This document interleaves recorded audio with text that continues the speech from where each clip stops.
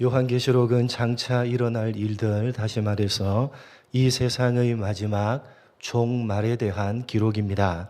그러나 우리가 기억해야 될 것은 요한계시록이 이 세상의 마지막 종말에 대한 기록이라고 해서 지금 현재와는 시간적으로 멀리 떨어진 미래에 대한 관심을 가지고 기록된 것이라고 생각해서는 안 된다는 것입니다. 이 요한계시록은 언제를 위해서 기록한 것이냐? 지금 현재를 위해서 기록한 것입니다. 무슨 말이냐? 성경이 말하는 종말, 말세라는 개념은 시간적인 개념이 아니라 무슨 개념이죠? 순서적인 개념입니다. 성경은 언제나 시간적인 개념으로 종말, 말세를 규정하는 것을 엄격하게 금하고 있습니다. 우리가 잘 알듯이 예수님께서 심지어 이렇게까지 말씀하셨습니다. 마태복음 24장 36절입니다. 한 절 우리 같이 읽겠습니다. 시작.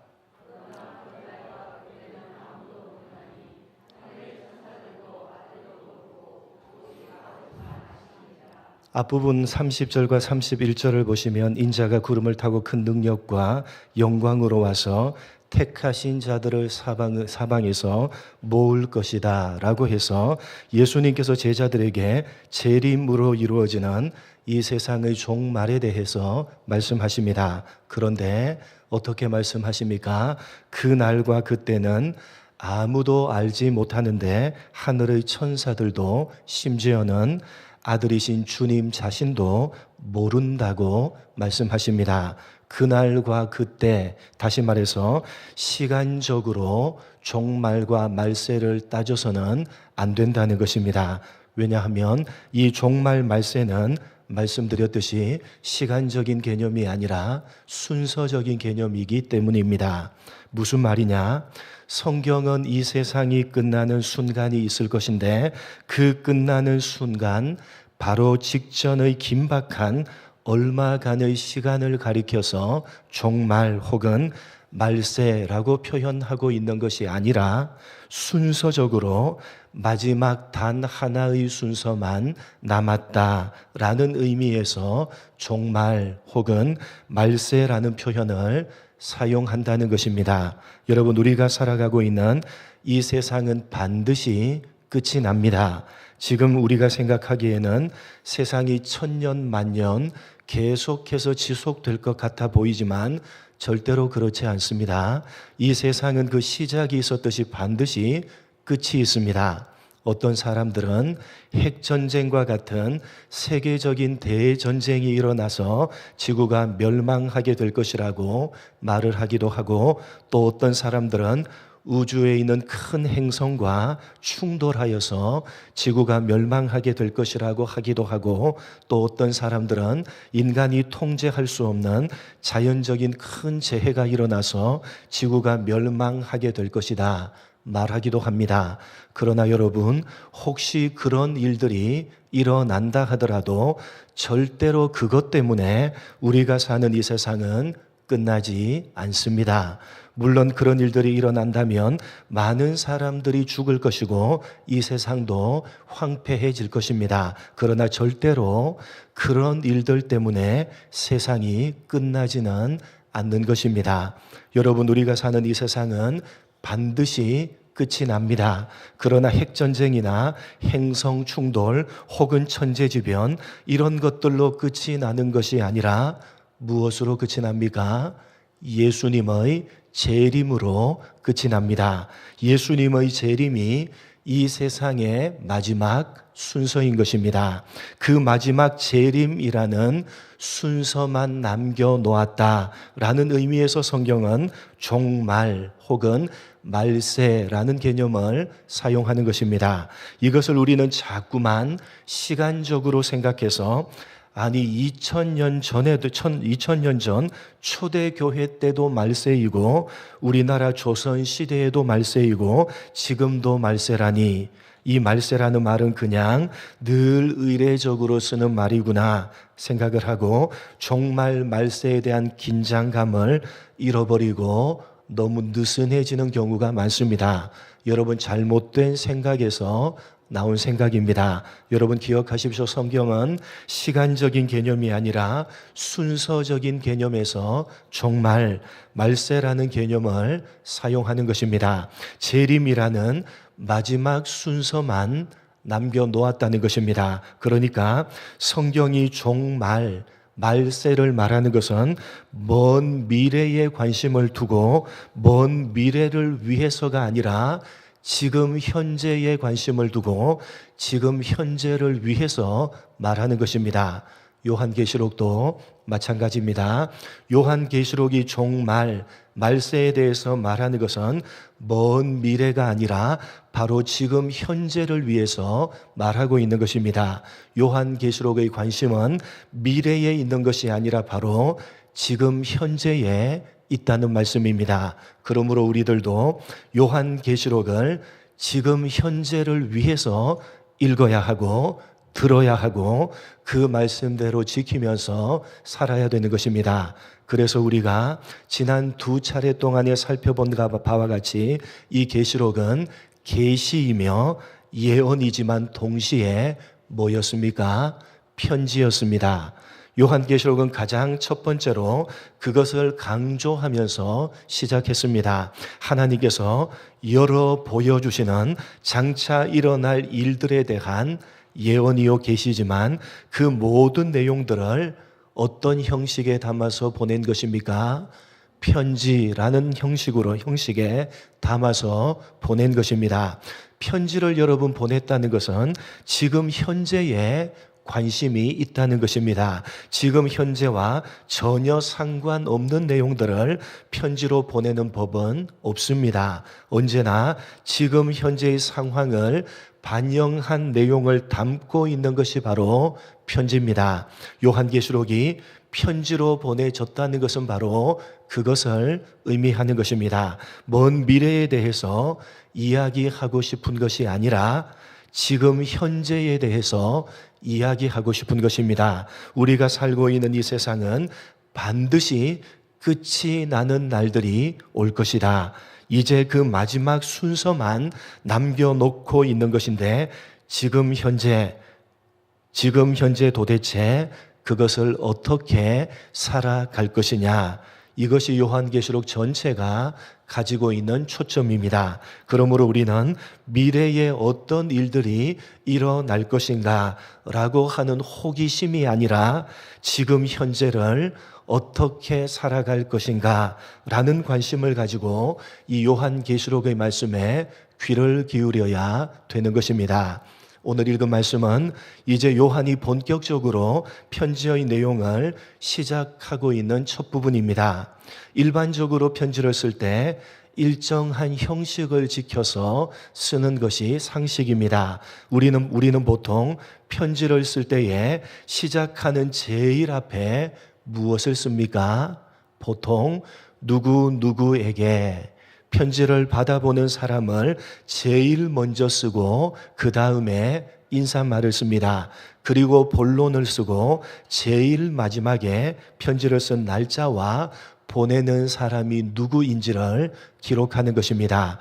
그런데 여러분, 이 당시 1세기 당시의 습관은 좀 반대로 보내는 사람을 제일 먼저 썼습니다. 바울이 보낸다, 베드로가 보낸다, 요한이 보낸다. 보내는 사람을 제일 먼저 쓰고 그 다음에 받는 사람, 그리고 인사말을 썼습니다. 그래서 사도 요한도 이 계시록의 내용을 편지로 써서 보냈기 때문에 그런 편지의 형식을 따라서 기록한 것입니다. 본문 4절을 보시면 요한은 이라고 해서 편지를 써서 보내는 사람인 자신을 제일 먼저 쓰고 그 다음에 아시아에 있는 7 교회들에게 편지하노니 라고 해서 편지를 받아본 사람이 누구인지를 기록하고 있습니다. 그리고 이어서 인사말을 쓰고 있는데 이 인사말은 5절 말미에 은혜와 평강이 있기를 원하노라 라는 인사말입니다. 당시에는 편지를 보낼 때 보통 습관상 자기들이 믿는 신의 이름을 빌어서 이 인사말을 썼습니다. 당시는 로마가 지배하던 시기였고 로마는 야만족이었기 때문에 그리스 문화를 그대로 받아들여서 자신들의 것으로 사용했고 종교 또한 그리스의 것을 그대로 받아들였습니다. 그리스는 많은 다신을 섬겼는데 그 많은 신들 가운데 최고의 신이요 가장 대표적인 신이 무엇입니까? 제우스입니다. 그 제우스를 로마식으로 발음을 하게 되면 주피터라고 합니다. 당시 사람들은 편지를 쓸 때에 주피터의 이름으로 너희에게 평화가 있을지어다 라는 인사말을 종종 사용했는데 요한은 은혜와 평강이 있기를 너희에게 원하노라 라는 인사말을 사용했던 것입니다. 그런데 오늘 말씀에서 우리가 한 가지 주목해야 되는 것은 편지의 인사말에서 요한이 도대체 이 인사말을 누구의 이름으로 쓰고 있느냐 하는 것을 우리는 주목해야 되는 것입니다. 여러분, 요한이 누구의 이름으로 인사말을 전하고 있습니까? 4절부터 보시면 요한은 아시아에 있는 7 교회에 편지하노니 라고 해서 당시 편지를 쓰는 형식에 따라 편지를 쓰는 사람이 요한 자신이고 편지를 받아보는 사람이 7 교회라는 사실을 분명히 밝히면서 그들에게 인사말을 전하는데 이제도 계시고 전에도 계셨고 장차 오실 이와 그의 보좌 앞에 있는 7 영과 또 충성된 증인으로 죽은 자들 가운데서 먼저 나시고 당신의 임금의 머리가 되신 예수 그리스도로 말미암아 은혜와 평강이 있기를 원하노라 라고 해서 4절 두 번째 줄부터 시작해서 5절 세 번째 줄까지 무려 7줄을 할애해서 은혜와 평강을 누구의 이름으로 기원하고 있는지를 상세하게 밝히고 있습니다. 사실 이것은 당시로서는 굉장히 흔치 않은 것이었습니다. 여러분, 성경을 보시면 특별히 신약 성경 대부분은 편지의 형식을 취하고 있습니다. 신약 성경 27권 가운데 4권의 복음서와 사도행전을 제외하고 로마서부터 요한계시록까지 22권이 모두 편지입니다. 더 엄밀하게 말씀드리면 누가복음과 사도행전도 누가가 데오빌로 각하라는 사람에게 차례대로 적어보낸 편지이기 때문에 무려 24권이 편지입니다. 그래서 여러분 읽어보시면 요한계시록과 똑같이 편지를 쓴 사람이 누구인지 그리고 받아보는 사람이 누구인지를 적고 인사말을 전하는 것으로 시작합니다. 그런데 요한계시록과는 조금 차이가 있습니다. 어떤 차이가 있느냐 한번 살펴보겠습니다. 여러분, 신약 27권 가운데 24권이 편지인데 약 14권 정도가 누가 써서 보낸 편지입니까? 사도 바울이 써서 보낸 편지입니다. 이 바울의 편지들 가운데 2개를 요한계시록과 비교해서 살펴보겠습니다. 먼저 로마서입니다. 1장 1절, 로마서 1장 1절 함께 한 절을 읽겠습니다. 시작.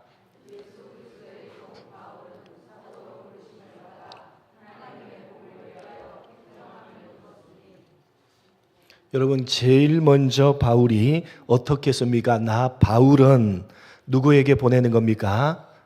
로마에서 하나님의 사랑하심을 받고 성도로 부르심을 받은 모든 자들에게 보내는 것입니다. 그런데 그들에게 하는 인사말이 뭡니까? 뒷부분을 읽어보시면 이렇게 되어져 있습니다. 2절 한번 읽어보겠습니다. 로마서 1장 2절.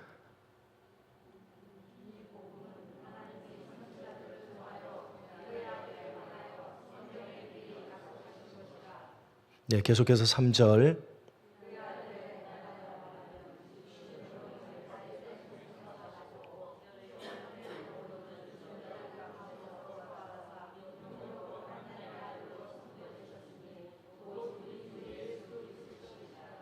계속 읽겠습니다. 5절.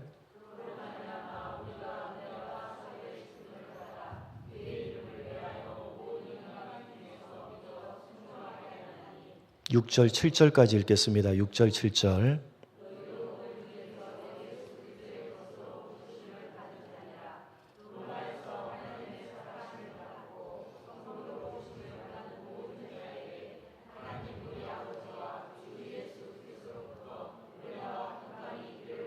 역시 은혜와 평강이 있기를 원하노라 라고 인사말을 하는데 누구의 이름으로 합니까? 하나님 우리 아버지와 주 예수 그리스도로부터 은혜와 평강이 있기를 원하노라 라고 인사하고 있습니다. 한 군데 더 고린도전서 1장 1절로 3절을 한번 보도록 하겠습니다.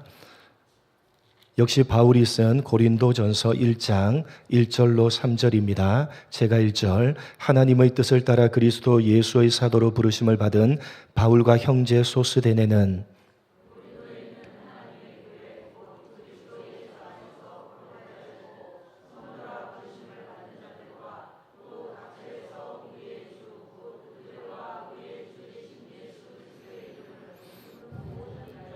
같이 읽겠습니다. 하나님 우리 아버지와 주 예수 그리스도로부터 은혜와 평강이 있기를 원하노라. 역시 어떻게 인사하고 있습니까? 하나님 우리 아버지와 주 예수 그리스도로부터 은혜와 평강이 있기를 원하노라 라고 인사말을 전하고 있습니다. 이상과 같이 편지를 보내는 사람 그리고 받아보는 사람을 제일 먼저 밝히고 그 다음에 인사말을 전합니다. 이것이 당시에 편지를 썼던 형식들이고 성경에 기록된 편지들도 모두 당시의 형식을 따라서 기록된 것입니다. 바울이 적은 편지도 그렇고 요한이 적은 편지도 동일합니다. 그런데 바울이 적은 편지와 요한이 적은 계시록을 비교해 보면 조금 차이가 있는 것을 발견할 수가 있는데 어떤 차이가 있느냐? 사도 바울의 편지를 보면 인사말을 전하는데 하나님 아버지와 예수 그리스도의 이름으로 인사말을 전합니다. 모두가 다 그렇게 되어져 있습니다. 그러나 요한계시록은 어떻게 전하고 있습니까? 길게 풀어서 전에도 계셨고 지금도 계시고 장차 오시리 누굽니까? 성부 하나님을 가리키는 표현입니다. 그리고 그의 보좌 앞에 있는 일곱 영 누굽니까? 여러분 여기서 일곱 영이란 영이 일곱이다 라는 의미가 아니라 일곱은 완전수로 완전한 영이시다 라는 의미의 일곱 영입니다. 완전한 영 누구를 가리키는 것입니까?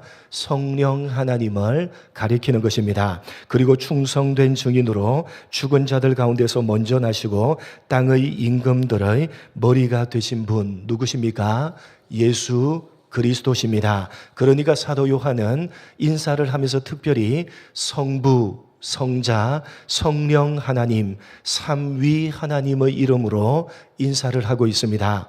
신약 성경 대부분이 편지의 형식을 빌어서 썼지만 단 한 군데도 요한계시록처럼 이렇게 삼위 하나님을 모두 다 언급하면서 인사를 하는 경우는 없습니다. 그렇다면 왜 사도 요한이 다른 서신과는 달리 삼위 하나님을 모두 언급하면서 인사말을 전하고 있느냐? 우리가 먼저 알아야 되는 것은 삼위 하나님은 한 분 하나님이시라는 사실입니다. 여러분 참 어려운 이야기입니다. 삼위 하나님이 한 분 하나님이시다. 이것을 보통 삼위일체라고 부릅니다. 삼위일체 하나님은 우리 인간의 한계를 뛰어넘는 하나님의 존재십니다. 우리 인간은 피조물이기 때문에 창조주 하나님의 존재에 대해서 100% 아는 것은 불가능합니다. 하나님은 무한하신 존재이시고 우리는 유한한 존재입니다. 여러분 유한 안에 무한을 다 담을 수는 없는 것입니다. 불가능합니다. 다시 말해서 유한한 인간이 무한하신 하나님을 100% 안다는 것은 불가능합니다. 바로 그런 의미에서 삼위일체로 존재하시는 하나님은 유한한 우리 인간의 한계를 뛰어넘는 것입니다. 여러분 이런 설명을 많이 들었을 것입니다. 제가 교회에서는 목사이고 집에 가면 남편이고 또 아빠입니다. 저는 분명히 하나인데 목사이고 남편이고 아빠, 이렇게 세 가지 역할을 합니다. 그것이 바로 삼위일체다. 이렇게 설명하면 정확하게 틀립니다. 그건 삼위일체 2단 가운데 양태론이라는 2단이 하는 설명입니다. 분명 하나인데 때로는 목사, 때로는 아빠, 때로는 남편으로 나타나서 그 역할을 하는 것이 아니라 굳이 숫자로 말하자면 하나님은 몇 분이십니까? 굳이 숫자로 말하자면 하나님은 세 분이십니다. 여러분 오해 없으시기 바랍니다. 성경에 하나님은 하나시다, 한 분이시다 라는 말은 숫자적으로 하나다 라는 의미가 아니라 유일하시다, 유일한 신이시다 라는 의미에서 하나요, 한 분이십니다. 숫자로 말하면 하나님은 몇 분으로 존재하십니까?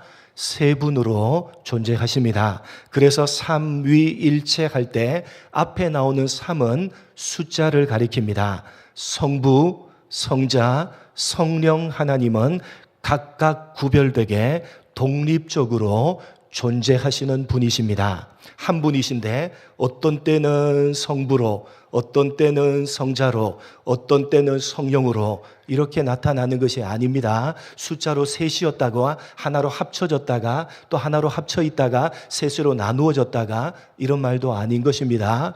분명히 숫자적으로 따지자면 성부, 성자, 성령께서는 각각 독립적으로 존재하시는 것입니다. 그런데 각각 독립적으로 존재하시는 성부, 성자, 성령께서 일체, 숫자적으로 하나다라는 말이 아니라 일체할 때 일체는 똑같다라는 의미입니다. 숫자적으로는 각각 독립적으로 셋으로 존재하시지만 그렇게 셋으로 존재하시는 성부, 성자, 성령께서는 하나님으로서 똑같다라는 말씀입니다. 성부도 하나님이시고 성자도 하나님이시고 성령도 하나님이십니다.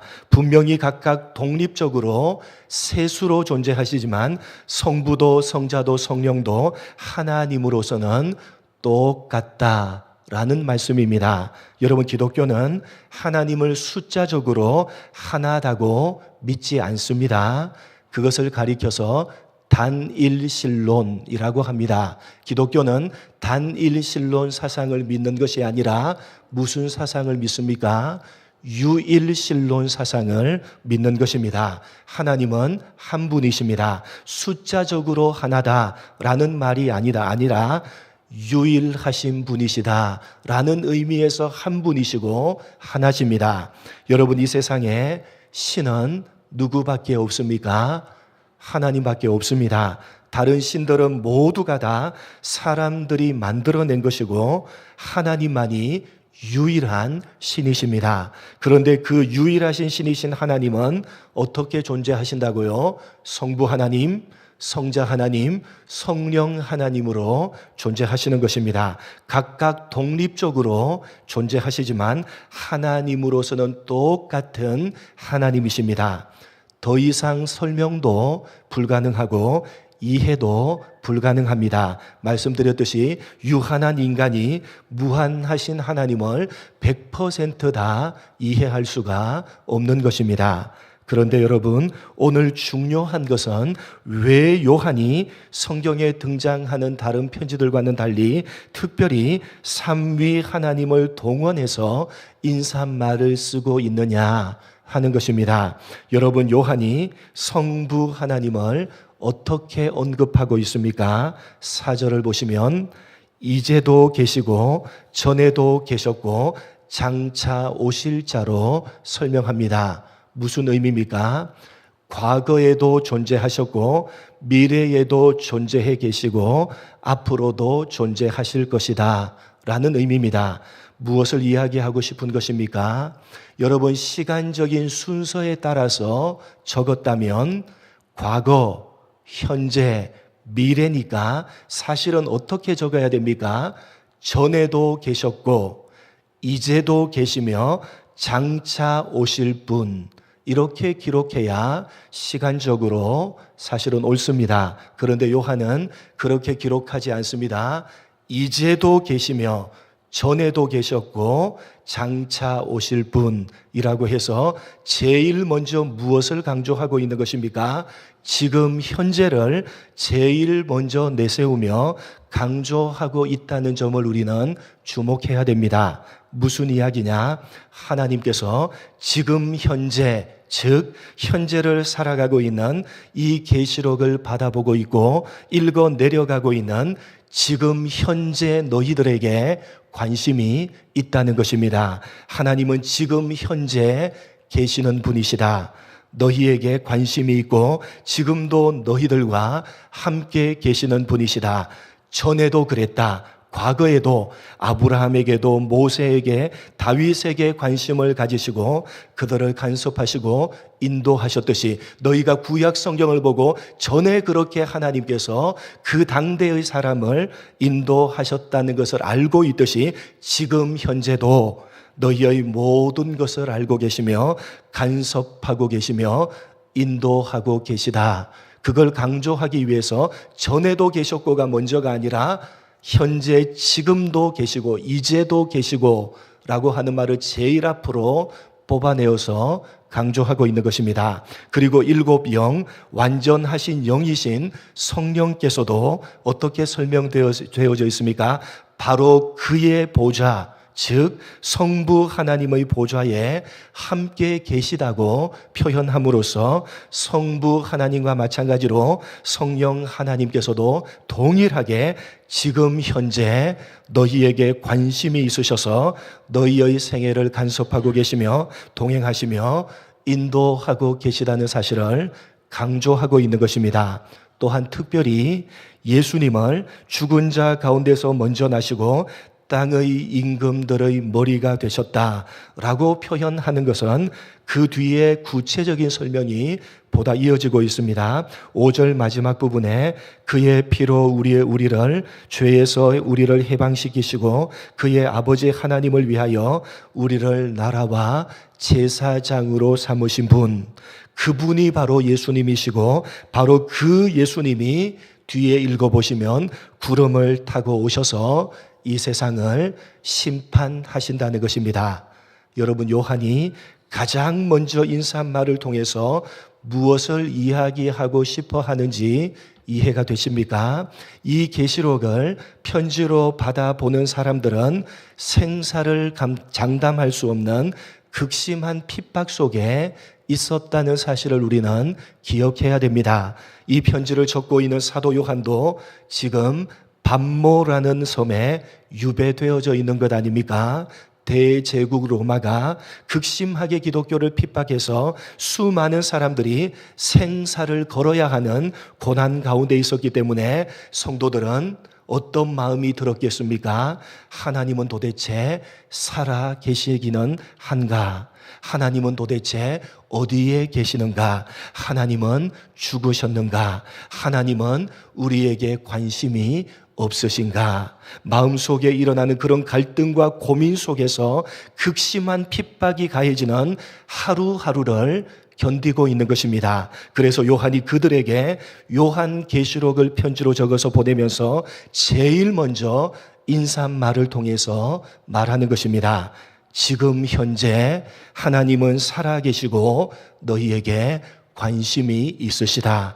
그 하나님은 예전에도 계셔서 당신의 백성으로 부르신 아브라함을 인도하시고 야곱을 인도하시며 모세를 인도하신 바로 그분이시다. 그 하나님께서 지금 현재도 계셔서 하나님의 백성으로 부르신 너희들을 지키고 계시며 인도하고 계시다. 성령 하나님께서도 마찬가지시다. 그리고 무엇보다도 너희를 위해서 십자가에 죽으시고 부활하신 그분, 너희를 하나님의 나라와 제사장으로 삼으신 바로 그분, 예수 그리스도께서 구름을 타고 오셔서 이 세상을 심판하실 것이다. 이제 곧 이 세상을 심판하러 오시는 그분은 바로 너희를 사랑하사 대신 피를 흘리시고 죽으신 분이요 자기 자신보다 너희를 더 사랑하시며 더 위하시는 분이시다. 그러니까 힘을 내라. 그러니까 믿음으로 살기를 포기하지 말라. 닥친 현실이 너무나도 힘들고 어렵겠지만 현실에 지지 말고 믿음으로 이겨내라. 참으로 만만치 않은 오늘이라고 하는 하루하루를 믿음으로 버티며 살아내라. 편지 첫머리 인사말에서 제일 먼저 삼위 하나님의 이름으로 인사를 하면서 요한이 말했던 것입니다. 사랑하는 성도 여러분, 하나님께서는 지금 현재 우리에게 관심이 있으십니다. 성경의 수많은 당신의 백성들, 아브라함과 야곱과 요셉과 모세를 인도하신 바로 그 하나님께서 지금 현재 당신의 백성된 우리를 동일하게 인도하고 계시다는 사실을 믿으시기 바랍니다. 그리고 우리를 사랑하사 우리 죄를 대신해서 십자가의 피를 흘리시고 우리를 하나님 나라의 백성으로 삼으시며 제사장으로 삼으신 그분 예수 그리스도께서 장차 이 세상을 심판하러 오실 것이라는 사실을 명심하시기 바랍니다. 우리를 자기 자신보다 더 사랑하시는 분, 우리를 위해서 대신 죽으신 그분이 이 세상을 심판하러 오실 것입니다. 그러니까 여러분, 정말 이 세상의 마지막 심판을 우리는 무서워할 필요가 있습니까? 없습니까? 무서워할 필요가 없는 것입니다. 두려워할 필요도 없는 것입니다. 왜요? 이 세상을 장차 심판하러 오시는 분은 우리를 대신해서 죽으신 분, 우리보다 우리를 더 사랑하시는 분, 자기 자신보다 우리를 더 사랑하시는 바로 그 예수 그리스도께서 이 세상을 심판하러 오실 것이기 때문에 우리는 무서워할 이유도 없고 두려워할 필요도 없는 것입니다.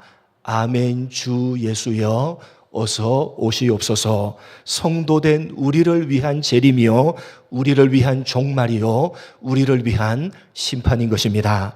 사랑하는 성도 여러분, 살아계시는 삼위 하나님께서 여러분의 모든 것들을 알고 계시며 여러분의 머리털 하나까지 세시면서 지금 현재도 여러분과 함께 계시며 여러분을 인도하고 계시다는 사실을 믿으시기 바랍니다. 그리고 마지막 심판, 이 재림을 여러분을 위해서 준비하고 계시다는 사실을 믿으시기 바랍니다. 이것이 오늘 본문의 핵심이요 계시록 전체가 우리에게 말하고자 하는 가장 핵심적인 내용인 것입니다. 절대로 요한계시록은 두렵거나 무서운 말씀이 아닌 것입니다. 성도된 우리들에게는 말입니다. 왜요?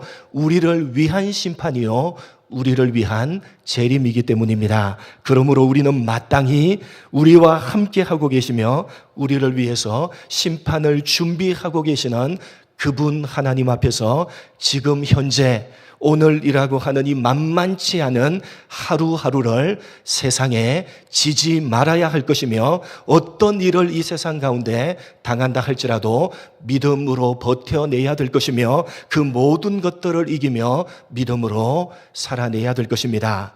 여러분 그렇게 살아내시는 여러분 모두가 되시기를 주님의 이름으로 간절히 축복합니다. 하나님 아버지 감사합니다.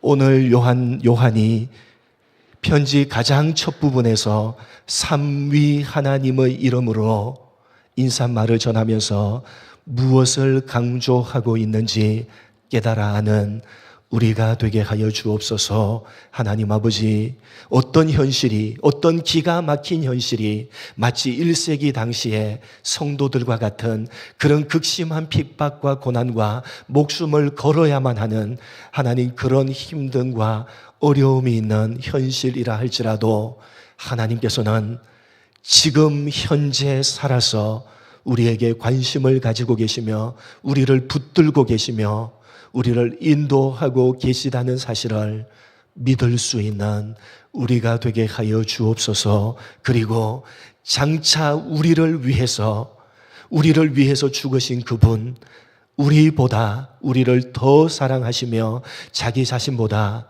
우리를 더 사랑하시는 그분 예수 그리스도께서 우리를 위해서 이 세상에 임하실 것이며 우리를 위해서 이 세상을 심판하실 것이라는 이 요한계시록 전체의 메시지를 우리가 가슴에 새기게 하여 주옵소서.